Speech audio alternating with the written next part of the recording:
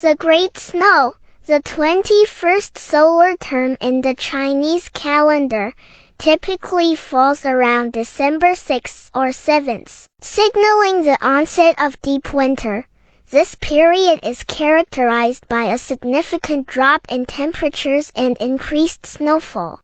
Agricultural activities wind down as fields have completed the autumn harvest. Culinary habits shift towards warming foods, such as hot soups and stews. Folk customs may include consuming great snow tea in certain regions for symbolic good fortune.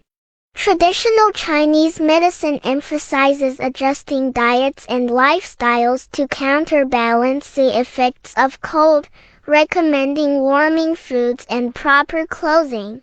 The arrival of the Great Snow marks the beginning of the coldest phase of winter, prompting people to adapt their routines for the chilly weather.